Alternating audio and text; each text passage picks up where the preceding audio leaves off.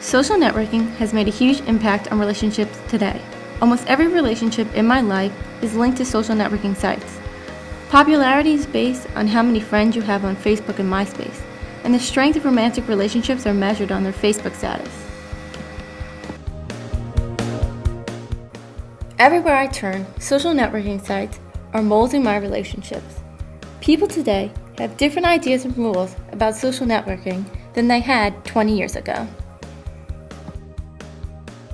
Friendships have been a type of relationship that has been strongly affected by social networking sites.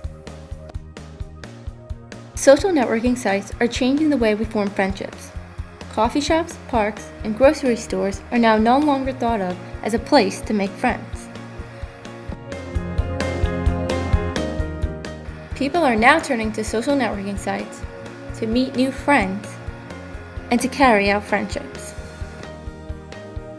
Many people have hundreds of friends or followers on MySpace, Twitter, and Facebook, but does social networking really allow people to sustain healthy relationships with this many people? Despite those that have over 100 friends, most only communicate with a smaller subset of friends. On Facebook, I currently have 307 friends, but I only talk to around 8 of them. Social networking sites have changed the way friends communicate. Tweets, posts, blogs, even posts are now all accepted ways of talking with friends. During President Obama's inauguration in January, more than 300 tweets per second were being added.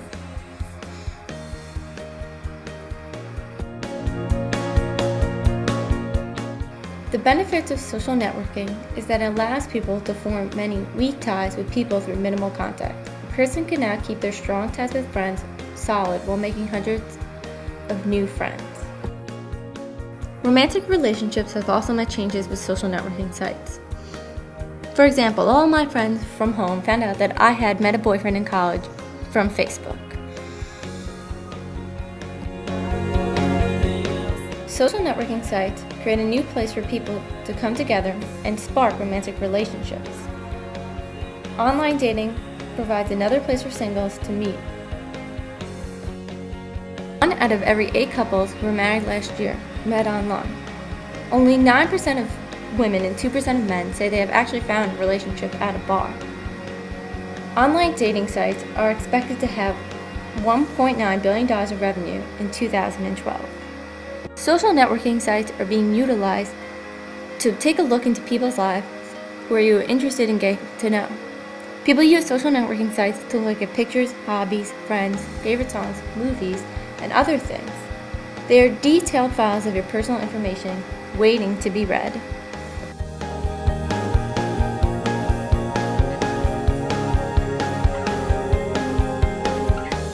I've seen love develop from social networking. My cousin Anne met Maura in 2005, originally meeting on eHarmony. They continued getting to know each other on Facebook. They are now happily married, and also have a baby boy.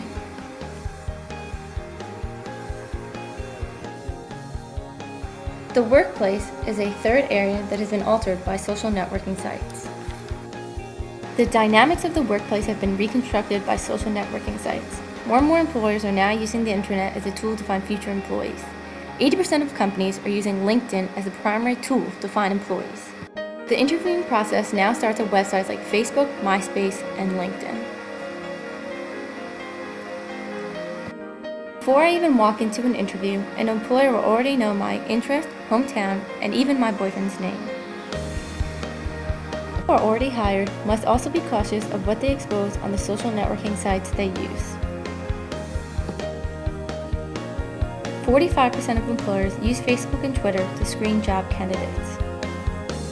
15% of people admitted that if their employer said something they didn't agree with, they would comment about it online. When those people were asked whether they would consider what their boss would think, 37% said they never really would think about it. This number seems pretty high considering employers who use the internet to check out future employees say a main reason not to hire someone is because a candidate badmouthed a previous employer online. Times have changed, and people must realize that their personal lives and professional lives are now connected by social networking sites. More employers are probably checking these sites than research has shown. I hope to find a job in the information technology field upon graduating, so I must monitor the material I put on the social networking sites I use.